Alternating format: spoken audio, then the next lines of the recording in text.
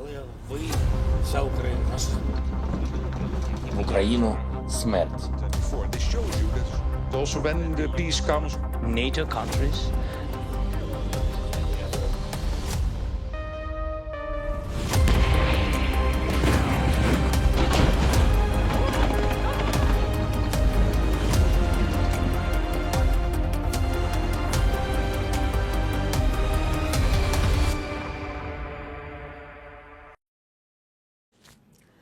Why did Russia invade Ukraine?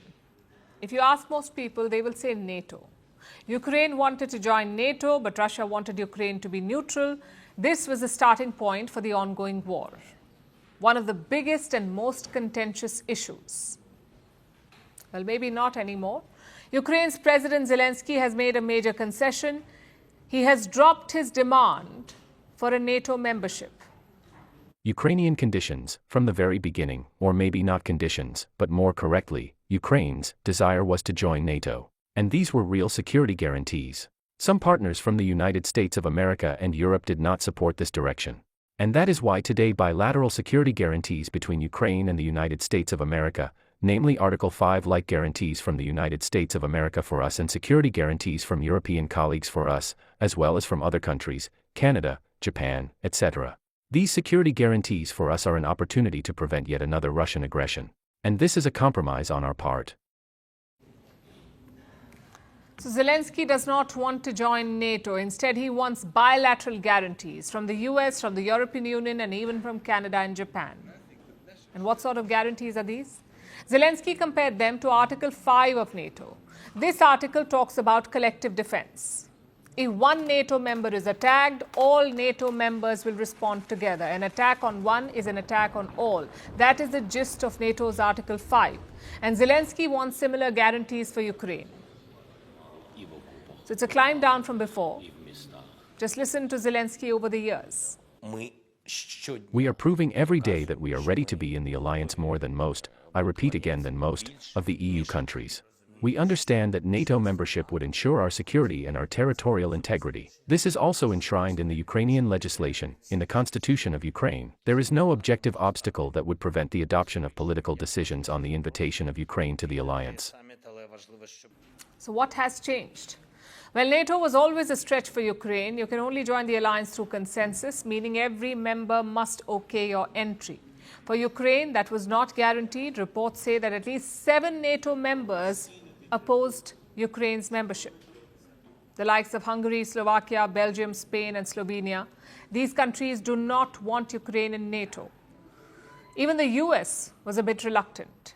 In public, former President Joe Biden kept the door open, but he never made any concrete steps. Under Donald Trump, even the door is shut. The current president, Donald Trump, has made his position very clear. Ukraine cannot join NATO, and that is why Zelensky has made this U-turn. The question is, will it move the needle? Will it move Russia closer to a deal? Here's what the Kremlin has said.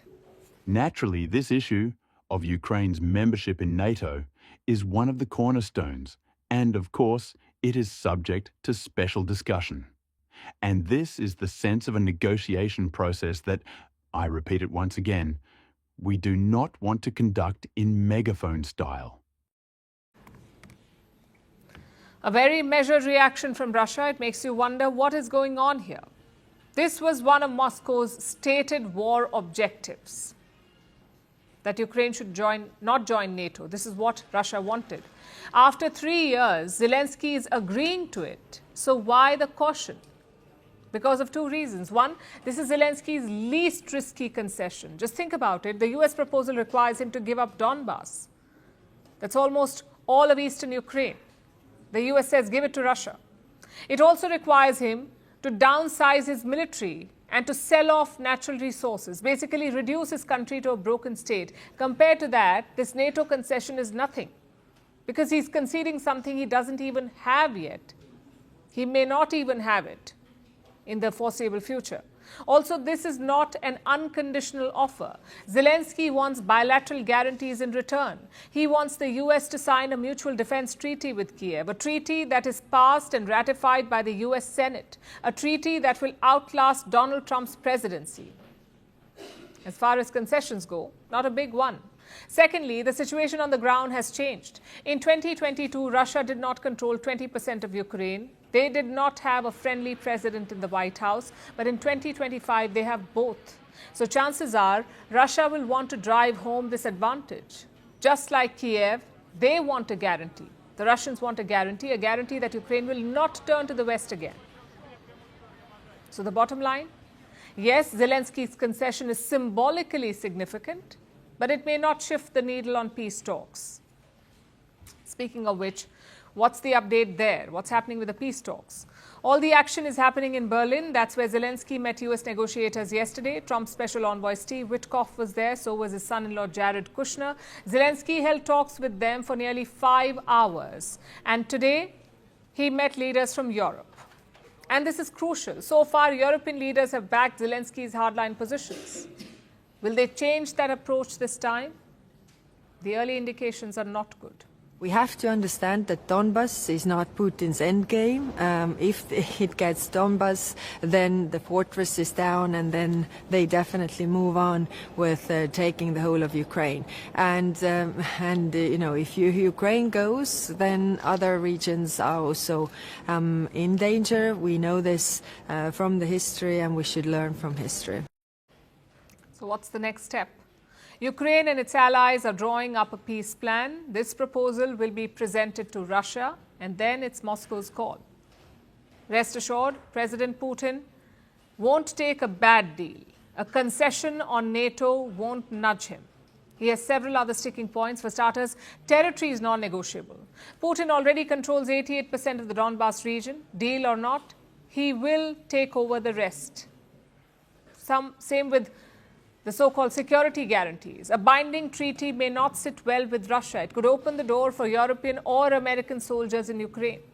And that's a strict no for Putin.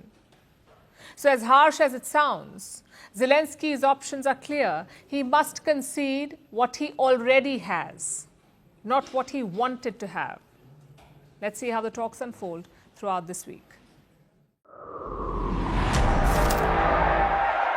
They promised glory. They delivered fear. They shaped nations. They scarred generations.